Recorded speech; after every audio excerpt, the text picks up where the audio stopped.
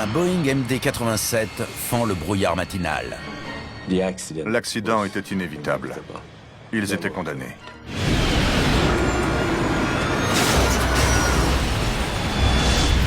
L'avion qui transporte 110 personnes s'embrase sur une piste de l'aéroport de Milan-Linate. C'est l'accident le plus grave jamais survenu en Italie. Chose incroyable, personne n'a remarqué la catastrophe. Tour de contrôle RAS. De précieuses minutes s'écoulent. C'était sidérant. La tour de contrôle ne savait toujours pas ce qui s'était passé. Quand les blessés viennent chercher de l'aide, Il y a une traînée de flammes en bout de piste. les autorités commencent enfin à comprendre qu'il y a un sérieux problème Bon sang. dans l'un des aéroports les plus fréquentés d'Europe.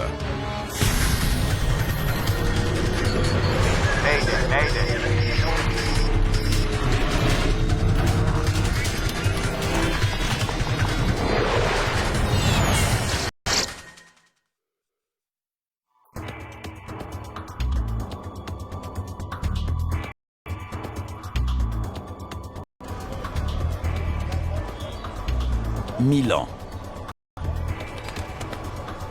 Capitale européenne de la mode, cœur économique et financier de l'Italie, Milan est desservie par 3 aéroports internationaux. Seul l'un d'eux, celui de Linate, se trouve à proximité immédiate de la ville. Chaque année, il accueille 9 millions de passagers pour des vols de courte distance en Europe. Alitalia 226 en vol, 05. Le matin du 8 octobre 2001, un épais brouillard entoure l'aéroport. Il y avait beaucoup de brouillard et la visibilité était d'environ 50 à 100 mètres. Dans la tour, les contrôleurs du trafic aérien ont beaucoup de travail. Ils doivent faire décoller plus de 20 avions dans les 60 minutes à venir.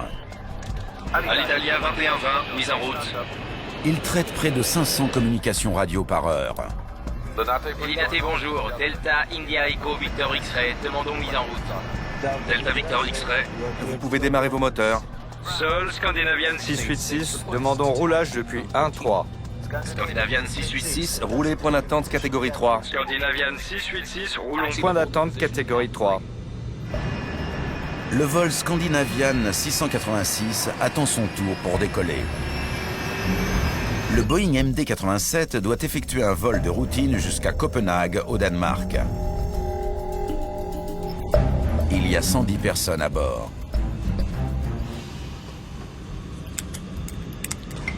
Roulons point d'attente catégorie 3. Le commandant de bord est Joachim Gustafsson. Il travaille chez SAS depuis plus de 10 ans. Scandinavian 686, votre position. On roule vers le taxiway Principal, Scandinavian 686. L'officier pilote de ligne Anders Highlander vole pour cette compagnie depuis 4 ans. Il a 2000 heures de vol sur MD-87.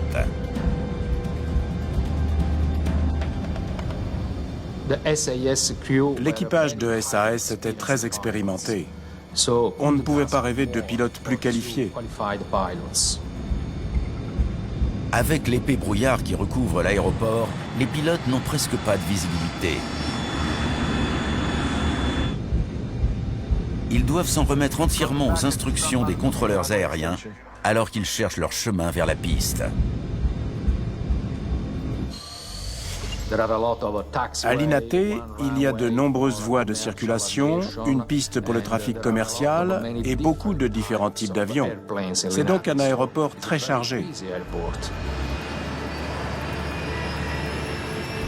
Dominant la piste, les aiguilleurs du ciel ont normalement une bonne vue d'ensemble de l'aéroport. Mais pas aujourd'hui. R1 937, où êtes-vous? Entre 18 et Delta. Alors vous êtes presque devant la tour?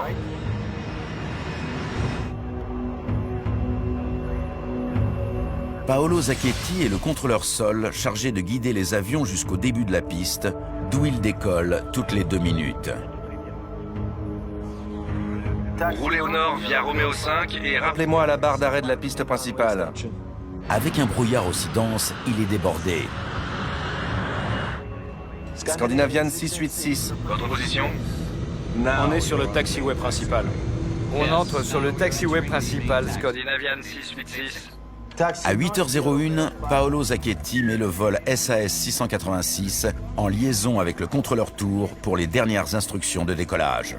Tour, bonjour. Scandinavian 686 en attente pour la piste 36 droite. Scandinavian, alignez-vous et attendez piste 36 droite. Nous alignons et attendons. Le vol SAS doit patienter derrière d'autres avions qui décollent de la piste principale de l'INATE, la 36 droite. Alitalia 226, autorisé décollage, piste 36. Une faible visibilité ne pose pas de problème en vol. Mais en cas de brouillard au sol, les pilotes dépendent entièrement du contrôleur aérien. Delta Victor X-Ray. Votre position? Approchons Sierra 4. Roger. Maintenez barre d'arrêt, je vous rappelle. Données de décollage? 57 tonnes, et c'est vérifié. Checklist terminée. Scandinavian 686, autorisé Décollage, piste 36. Après le décollage, transpondeur sur Ident.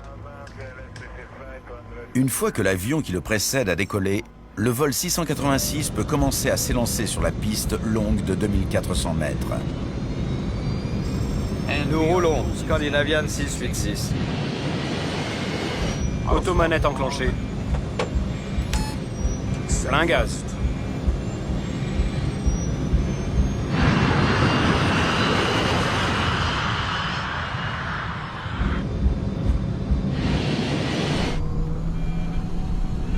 V1, À la vitesse de 140 nœuds, rotation. les pilotes soulèvent l'avion du sol.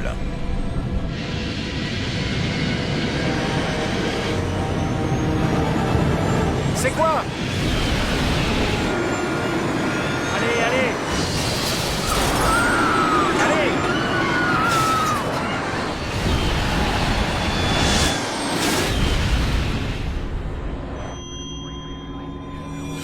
Une tragédie vient de frapper le vol 686. Mais dans la tour de contrôle, personne n'a rien remarqué à cause du brouillard.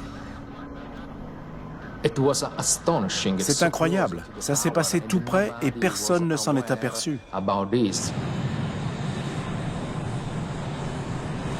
Sur le tarmac, des équipes au sol ont entendu une série de déflagrations.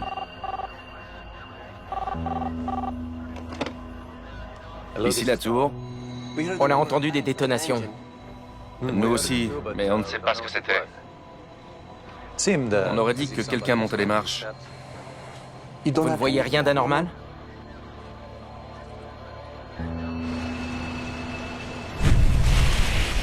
Un avion de ligne est en flammes depuis près d'une minute dans l'un des aéroports les plus fréquentés d'Europe.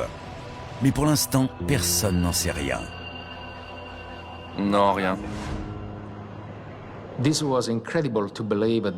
Il est sidérant qu'un accident aussi grave se soit produit sans que personne n'ait vu ce qui était en train de se passer.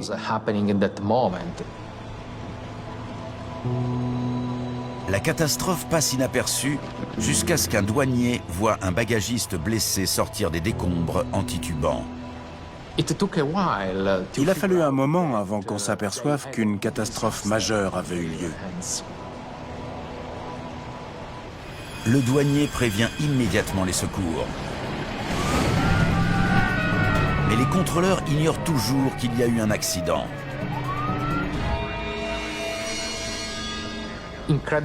Aussi incroyable que ça puisse paraître, la tour ne sait toujours pas ce qui s'est passé. C'est seulement à cet instant que le contrôleur Tour cherche le vol SAS sur son écran radar. L'appareil a disparu. Le radar ne montre pas l'avion qui s'éloigne de l'INATE. Puis, un autre avion contacte la tour.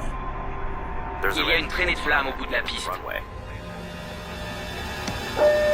Près de 3 minutes après l'accident, le contrôle aérien de l'INATE déclenche enfin l'alerte générale. Tous les avions au départ sont cloués au sol et l'aéroport est fermé au trafic entrant.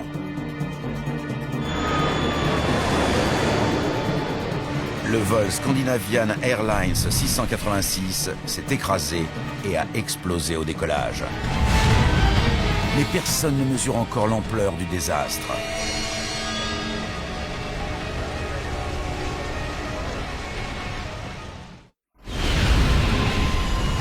Un brasier alimenté par 10 tonnes de kérosène dévore un hangar de l'aéroport sur lequel le MD-87 s'est écrasé.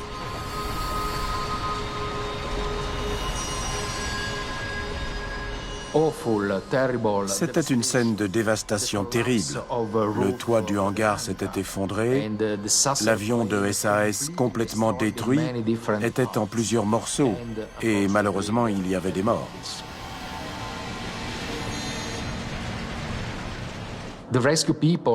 Les équipes de secours ont eu des difficultés à pénétrer dans le hangar de chargement pour sauver les victimes parce que l'épave bloquait l'entrée.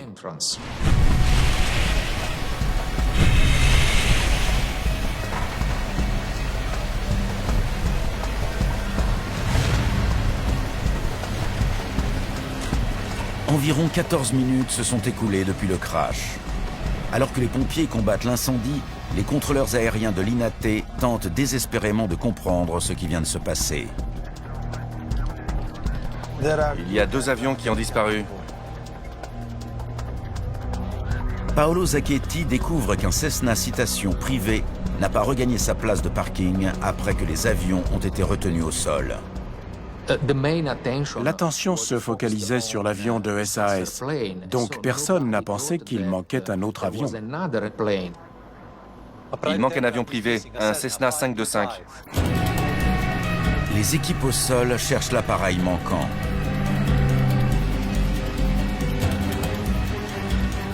« 26 minutes après le crash, elles finissent par retrouver le Cessna en flammes et en morceaux au milieu de la piste 36 droite. Il semble qu'il y ait eu une collision. Il est difficile de croire qu'il a fallu une demi-heure pour qu'on s'aperçoive que le Cessna était sur la piste principale. Il y a un autre avion accidenté près de Romeo 6. Les contrôleurs aériens sont perplexes. Comment ces 2 appareils se sont-ils retrouvés sur la même piste au même moment? C'est quoi? Allez!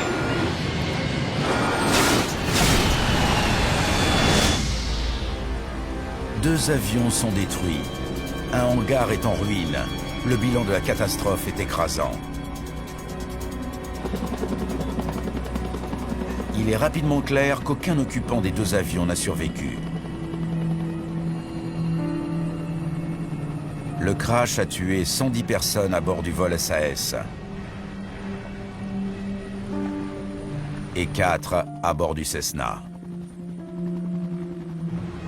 4 autres personnes ont péri dans le hangar qui s'est effondré, ce qui porte le nombre de morts à 118.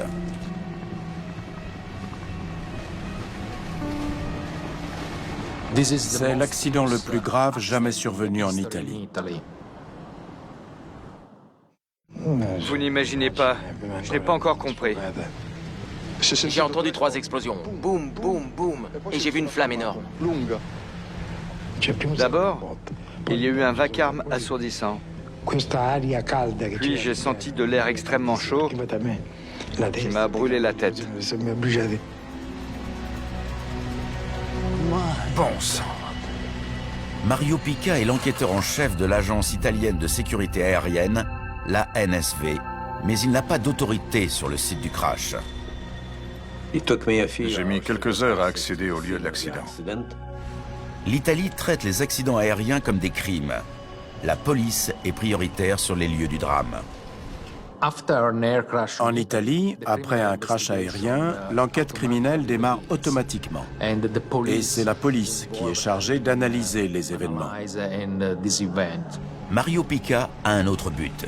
Il fallait à tout prix déterminer ce qui s'était passé et trouver les éléments qui nous permettraient d'éviter que ça se reproduise. Merci.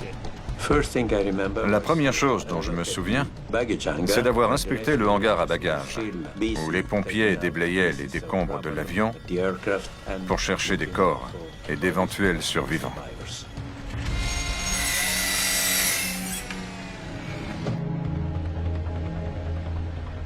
J'ai décidé d'aller voir le Cessna qui était encore sur la piste. J'ai dessiné un premier plan de la position des débris pour reconstituer la dynamique de l'impact. Il y avait un enchevêtrement de pièces du Cessna et du MD-87. En tant que pilote et directeur d'enquête, Mario Pica sait que dans tout crash aérien, les informations les plus précieuses sont fournies par les boîtes noires. Mais le Cessna n'avait ni enregistreur phonique, ni enregistreur de paramètres. L'absence d'enregistreur de vol était un vrai handicap, parce que dans n'importe quelle enquête, ils sont très utiles pour déterminer précisément ce qui s'est passé.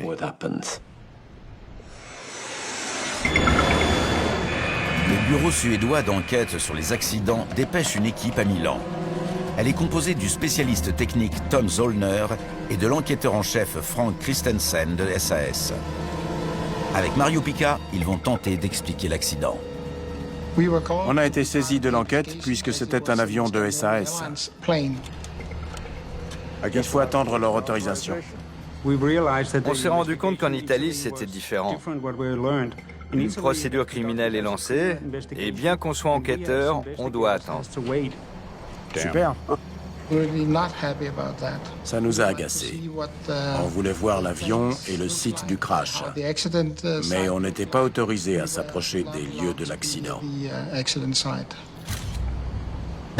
Les médias du monde entier parlaient de la catastrophe de l'Inate.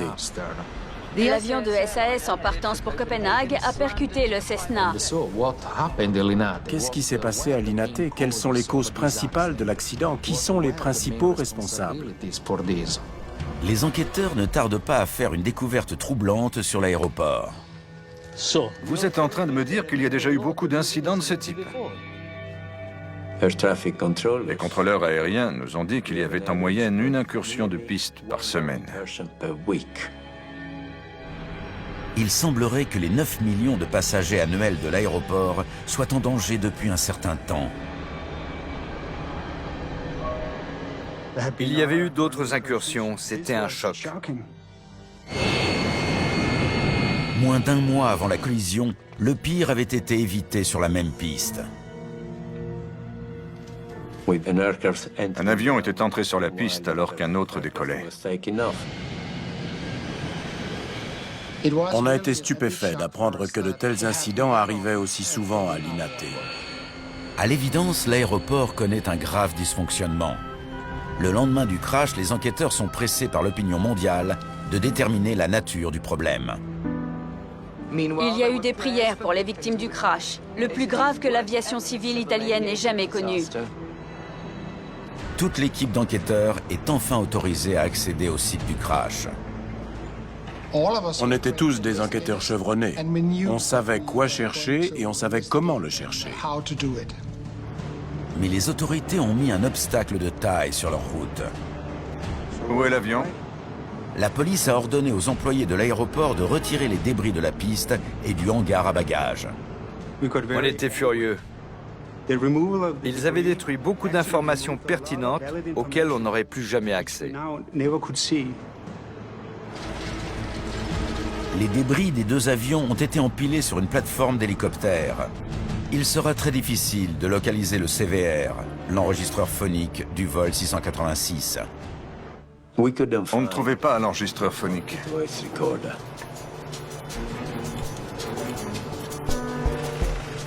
Il nous fallait le CVR pour vérifier si l'équipage avait vu venir la collision et pour savoir s'ils avaient fait les bons gestes pour tenter de l'éviter. On ne peut pas savoir ce qu'a fait l'équipage sans le CVR. Il fallait se renseigner sur l'autorisation de décollage et sur d'éventuelles erreurs des pilotes. Avaient-ils reçu une clairance de décollage ou pas? Voilà ce qu'on sait pour l'instant. Le MD-87, en mesurant la distance, on a su que le MD-87 roulait depuis une quarantaine de secondes et avait parcouru 1500 mètres quand il a heurté le Cessna.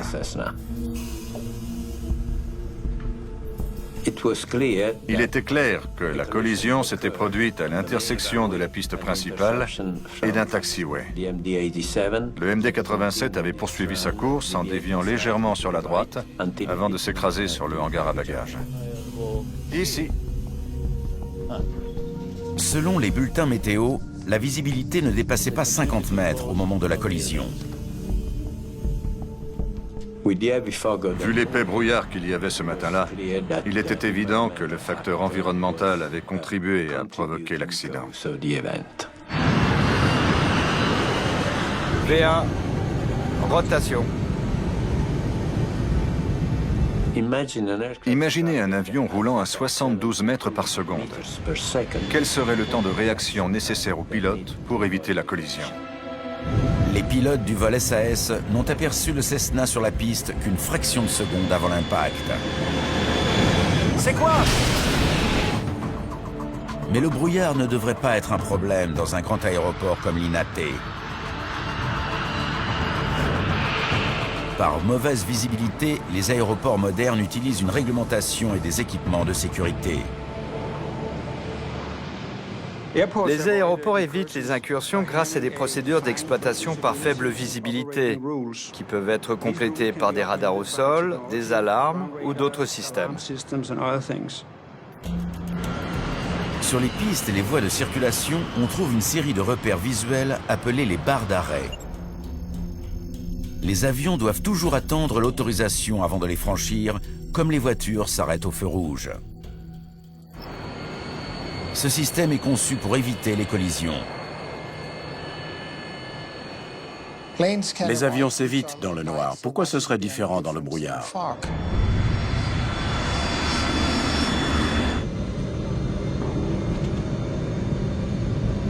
Il faut tout de suite explorer cette piste. Une idée m'est venue immédiatement. Les pilotes. Une éventuelle erreur des pilotes. Un des pilotes n'était pas où il était censé être. Les enquêteurs doivent déterminer lequel. Le pire accident aérien de l'histoire s'est produit dans des circonstances étrangement similaires. En 1977, sur l'île de Tenerife,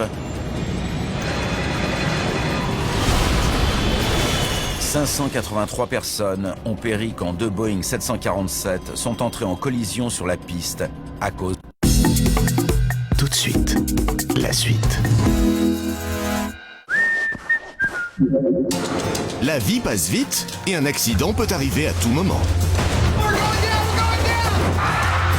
Alors découvrez comment la science pourrait vous sauver la vie. Nous allons vous dire ce qu'il faut faire et ne pas faire quand vous êtes en danger. Et nous verrons si vous avez ce qu'il faut pour survivre. Danger de mort, ce soir à 21h30 sur National Geographic Channel.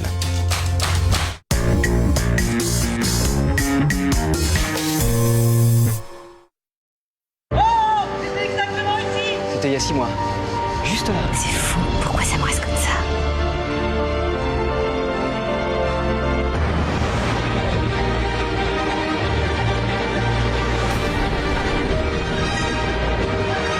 On se souvient toujours de la première fois où l'on a vu Renault Clio Estate.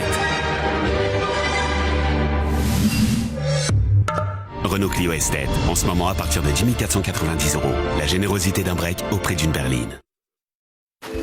Quick.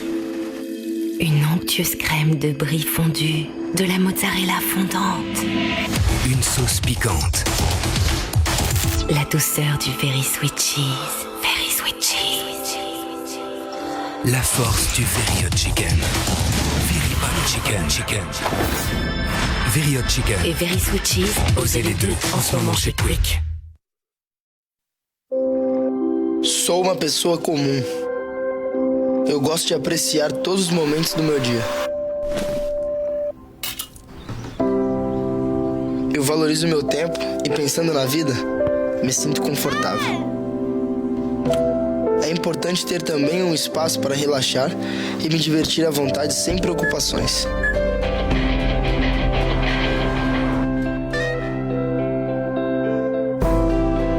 Quanto isso pode me motivar? Como eu posso me manter focado? incluindo os momentos do meu dia a dia, é o que eu preciso para me concentrar para a minha luta de 90 minutos.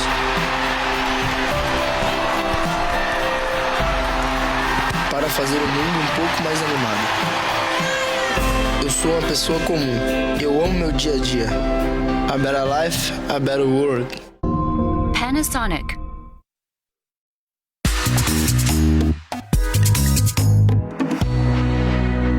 Et brouillard.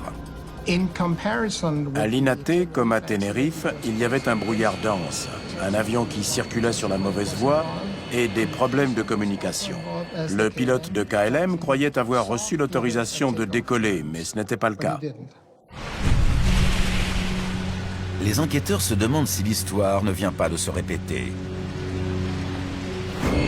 Ils apprennent que le Cessna Citation flambant neuf s'était posé à Milan après avoir décollé d'Allemagne.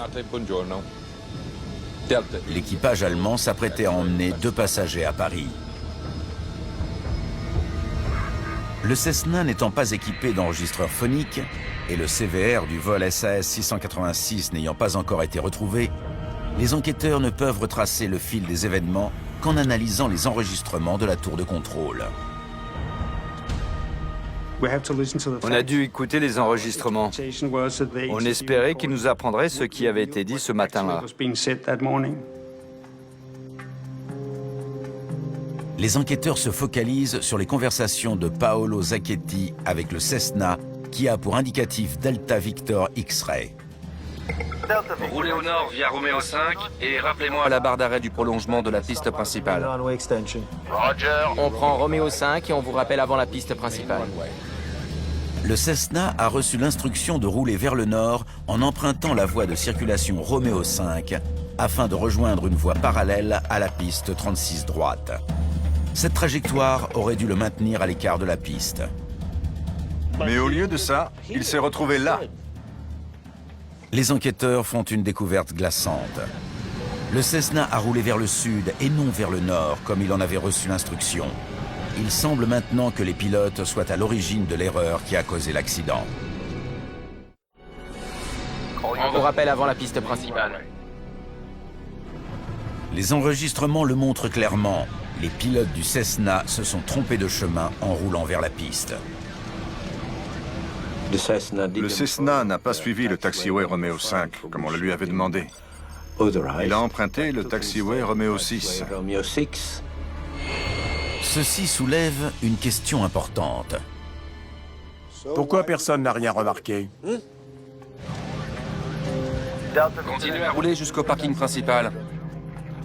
Roger. Roulons jusqu'au parking principal. Delta Victor X-Ray. Rappelez-moi en arrivant sur le taxiway principal. Ils disent tout le temps le mot principal. L'enregistrement révèle que le contrôleur aérien n'a pas clairement différencié les parkings et les taxiways. Les mots qu'il a employés ont pu faire croire au pilote du Cessna qu'il roulait dans la bonne direction. Un parking est une zone restrictive de l'aéroport où les avions stationnent pour être rechargés ou ravitaillés. Les taxiways sont des voies qui relient le parking à la piste. La communication entre la tour et les pilotes était confuse. Le mot principal revenait sans cesse. Piste principale, parking principal, taxiway principal. Rappelez-moi au taxiway principal. Mais l'aéroport de l'INATE a plusieurs parkings et plusieurs taxiways. Et aucun d'entre eux n'est désigné comme principal. C'était en dessous des standards acceptables. Repassez ça. Les enquêteurs entendent aussi une curieuse transmission du Cessna. Approchons Sierra 4. Je ne vois ça nulle part. Nulle part. J'ai été déconcerté en entendant le pilote évoquer un Sierra 4. Sur les cartes des contrôleurs, S4 n'apparaît nulle part. Les enquêteurs commencent à croire que l'erreur va au-delà d'une communication confuse entre le contrôleur et le Cessna. Approchons Sierra 4. Sierra 4. Je lui ai demandé où Sierra 4 se trouvait. Où est Sierra 4? Aucune idée. C'est simple. Il a avoué ne pas savoir où c'était.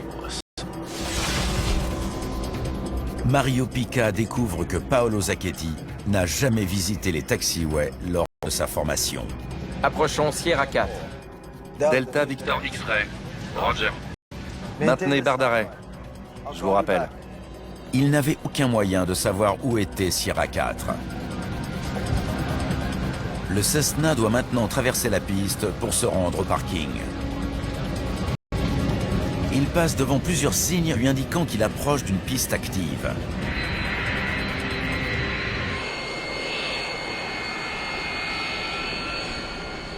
Le contrôleur n'a pas stoppé le Cessna. Delta Victor X-Ray. Au même moment, la tour autorise le vol SAS à décoller. Scandinavian 686, autorisé décollage. Roulez jusqu'au parking principal. Il aurait dû arrêter le Cessna, mais malheureusement... Roulons jusqu'au parking principal. Il pensait qu'il était sur le taxiway R5. Le pilote du Cessna commet une erreur fatale. Alors que le MD-87 est maintenant lancé à 260 km/h, il traverse la piste.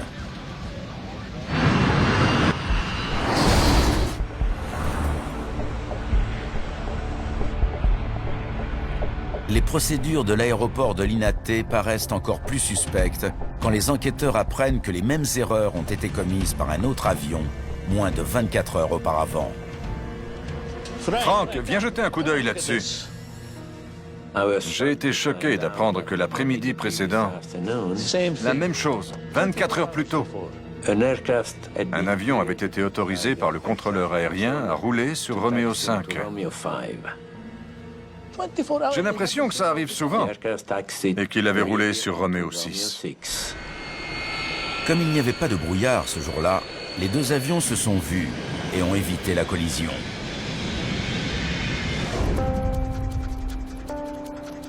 Les enquêteurs commencent à soupçonner que ce ne sont pas les pilotes, mais un problème inhérent à l'aéroport qui est à l'origine du crash et des fréquentes incursions de piste. Quand on a découvert que le pilote du Cessna s'était trompé de taxiway, on s'est d'abord demandé ce qu'il avait pu voir pour dévier à ce point de son chemin. Bon, c'est d'ici que le Cessna est parti. Filmez le parking. On est allé sur Romeo 6 et on a parcouru toute la longueur du taxiway. On voulait se mettre dans la peau du pilote pour comprendre ses actions.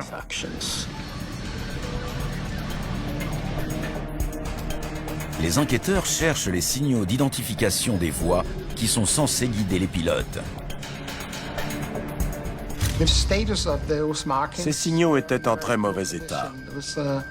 Ils étaient entourés d'herbes hautes et ils étaient très peu nombreux. Les signes peints directement sur le tarmac sont également vitaux pour les pilotes. En arrivant à l'intersection de Romeo 5 et de Romeo 6, on a constaté que le marquage au sol était tellement usagé que même par bonne visibilité, il était difficilement lisible.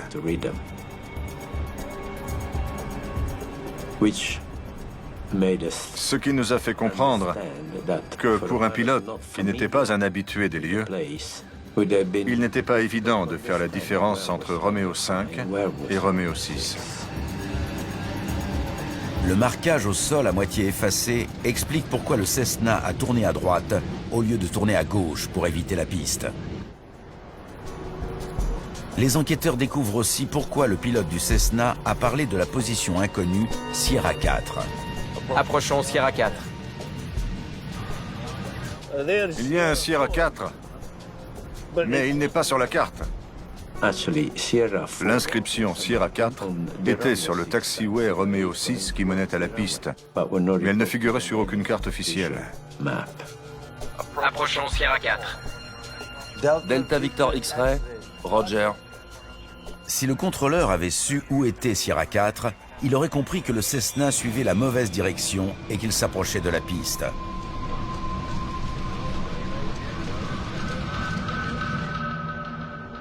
Mais des marquages non indiqués sur les cartes n'expliquent toujours pas la collision. Comme tous les aéroports modernes, l'INATE est équipé d'alarmes à détecteur de mouvement pour prévenir les incursions de piste. En dernier recours, il y avait l'alarme acoustique. On s'est demandé pourquoi elle n'avait pas sonné. En lisant la transcription des communications de la tour de contrôle, on n'a trouvé aucun déclenchement d'alarme quand le Cessna a franchi les barres d'arrêt et a pénétré sur la piste. Mario Pica décide de tester lui-même les détecteurs d'incursion. On m'avait dit qu'ils étaient peut-être en panne, mais on voulait en être certain. Bon, début du test de l'alarme à détecteur de mouvement sur le taxiway Romeo 6. Alors une nuit, quand l'aéroport était fermé, on a fait une expérience. On est passé plusieurs fois entre les capteurs, après avoir envoyé une personne dans la tour pour voir si l'alarme se déclenchait. Alors ? Rien. Encore. On a fini par découvrir que ce système avait été désactivé des années auparavant pour éviter que l'alarme ne se déclenche de façon intempestive au passage d'un animal ou d'une voiture faisant une tournée d'inspection nocturne. Une semaine après l'accident, les enquêteurs n'ont toujours pas localisé l'enregistreur phonique au milieu des débris de l'avion. Il était vital de trouver le CVR pour établir qu'il n'y avait pas de problème avant l'impact. J'ai donc décidé de fouiller cet énorme tas de décombres, de béton et d'acier. Et finalement, on a découvert le CVR.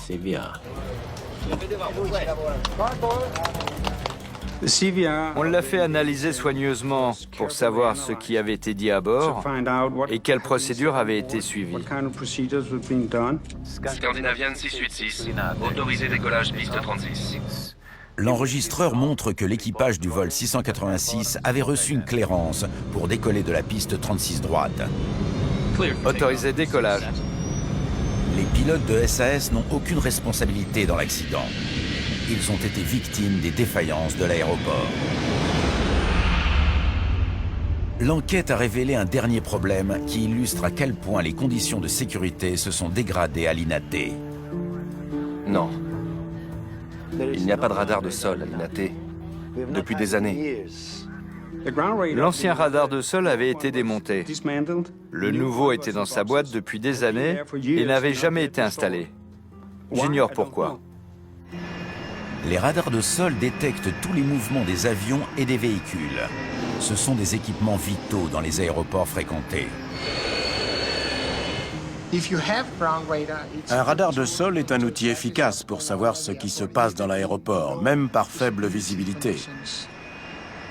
On peut affirmer que si le radar de contrôle des mouvements au sol avait été installé, le contrôleur aérien aurait vu l'avion franchir les barres d'arrêt. Peut-être qu'il l'aurait alors stoppé avant que la collision ne se produise. Delta Victor X-Ray. Votre position? Le Cessna s'est trompé de chemin à cause d'un marquage au sol illisible. Sans radar de sol, les contrôleurs ne pouvaient pas suivre ses mouvements. Avec le brouillard en plus, la catastrophe était inéluctable. Dès que le Cessna et l'avion de SAS ont commencé à rouler, ils étaient condamnés. L'accident était inévitable. Scandinavian 686. Autorisé décollage piste 36. Delta Victor X-Ray, roulez jusqu'au parking principal. Nous roulons, Scandinavian 686. Roulons jusqu'au parking principal. V1. Rotation.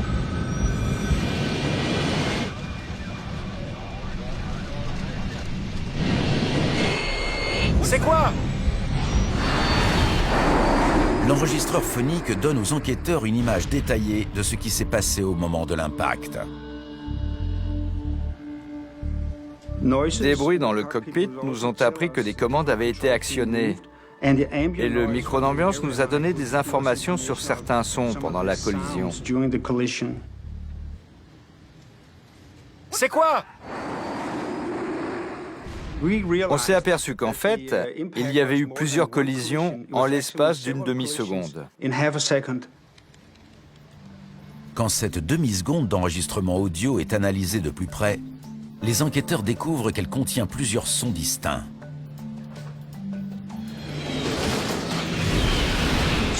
On a superposé ces données avec un schéma de l'avion montrant la propagation du son. De cette manière, on a pu établir qu'il y avait eu plusieurs points d'impact lors de la collision. Ce travail minutieux aide les enquêteurs à mieux comprendre comment les deux avions se sont heurtés sur la piste. Le MD-87 a d'abord heurté le Cessna avec son train avant au niveau du stabilisateur. Une fraction de seconde plus tard, son train principal gauche a percuté l'extérieur de l'aile droite du Cessna. Le choc le plus violent a eu lieu quand le train principal droit du MD-87 a traversé la cabine du Cessna. Les enquêteurs ont conclu que le MD-87 a perdu son moteur droit après l'impact. Il lui était quasiment impossible de quitter le sol. Mais par miracle, les pilotes ont presque réussi l'exploit de le faire voler. Allez, allez! Après la collision, le MD-87 a décollé. D'après l'enregistreur de paramètres, il a volé près de 9 secondes. Le commandant de bord a tenté un décollage héroïque. Allez, allez! Il a essayé de pousser le moteur gauche. Mais il avait ingéré trop de débris. Le pilote a été remarquable. Il a tout tenté. Jusqu'au bout, il a essayé d'éviter l'impact. Tout de suite, la suite. La vie passe vite et un accident peut arriver à tout moment. Alors découvrez comment la science pourrait vous sauver la vie. Nous allons vous dire ce qu'il faut faire et ne pas faire quand vous êtes en danger. Et nous verrons si vous avez ce qu'il faut pour survivre. Danger de mort, ce soir à 21h30 sur National Geographic Channel.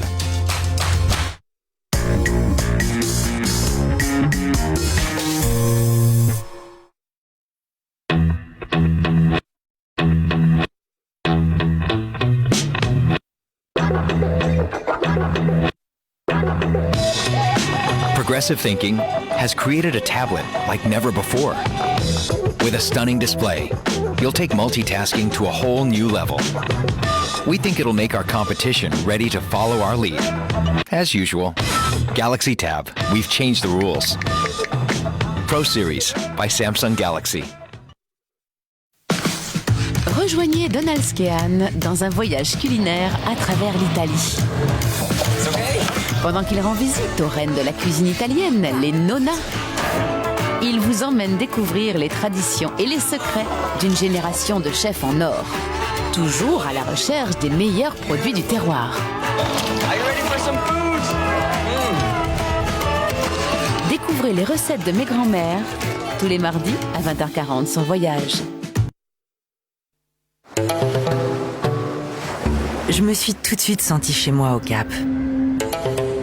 Les gens qui vivent près de l'océan sont très ouverts. Ici, ils savent s'amuser et se détendre avec légèreté. Il y a une atmosphère particulière ici, quelque chose d'original, et c'est difficile de ne pas se laisser entraîner. On y trouve de la nourriture, des arômes, des couleurs incroyables. Toutes ces choses rendent la vie plus belle. Mais je continue d'être attirée par la montagne. C'est vraiment unique et incroyable d'avoir une telle montagne au cœur de la ville. De là-haut, on peut vraiment ressentir l'énergie de la ville et de ses habitants. C'est une telle source d'inspiration.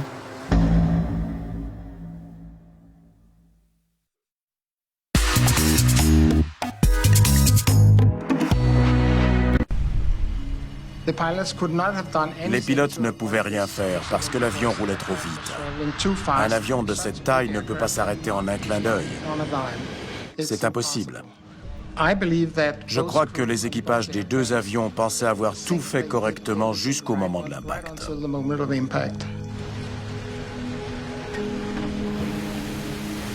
Il est maintenant clair que le système de contrôle défectueux de l'aéroport de Linate est la cause directe du crash. Qui plus est, il semblerait également que des problèmes d'organisation aient empêché les équipes de secours de sauver des vies.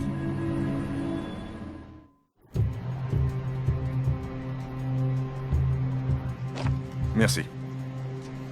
Combien de temps s'est écoulé avant que l'alerte ne soit donnée? L'enquête commence à révéler comment les défaillances de l'aéroport ont conduit à une situation critique. Rappelez-moi au taxiway principal. Plus grave encore. Ici la tour. L'épave du Cessna n'a été trouvée que 25 minutes après l'accident. Le temps que les pompiers arrivent sur place, tous les occupants étaient morts. Les autopsies confirment que 3 des occupants du Cessna avaient de fortes concentrations de particules de fumée dans les poumons. Ils vivaient encore après l'impact avec le MD-87. Ils ont brûlé vifs. Le Cessna a brûlé pendant plus de 20 minutes. Si les secours étaient arrivés plus tôt, les 2 pilotes du Cessna auraient certainement survécu à l'accident.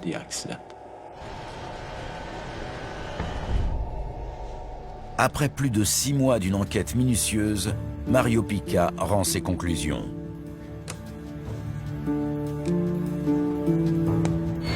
Bien qu'il désigne l'incursion de piste comme la cause directe de l'accident, il ne rejette pas toute la faute sur le pilote du Cessna.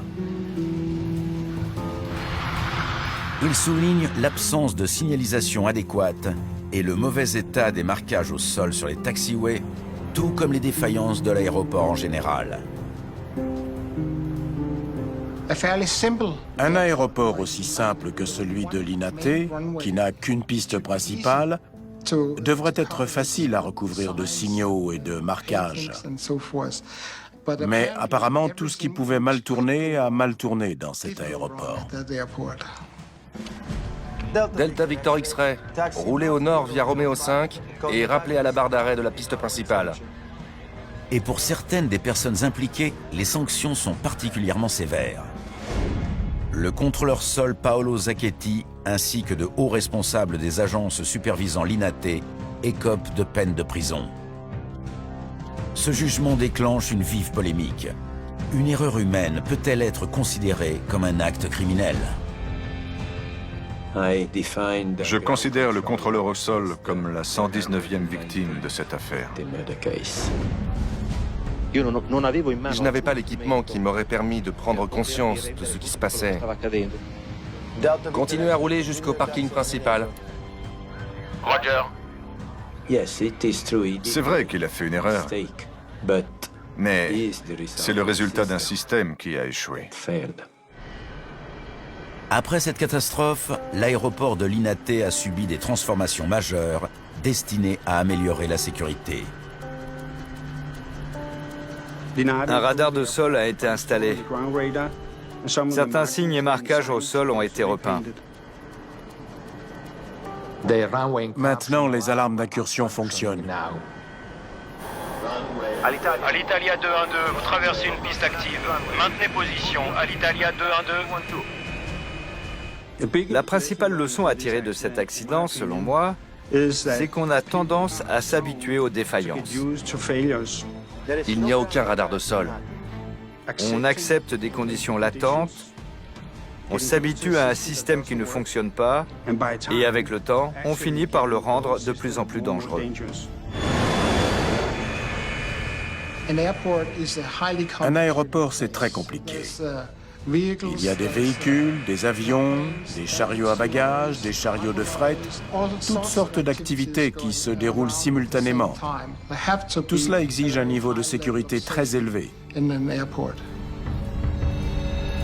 Les réformes introduites après la collision survenue sur la piste 36 droite ont considérablement réduit les risques d'incursion et ont fait de l'INATE un aéroport beaucoup plus sûr.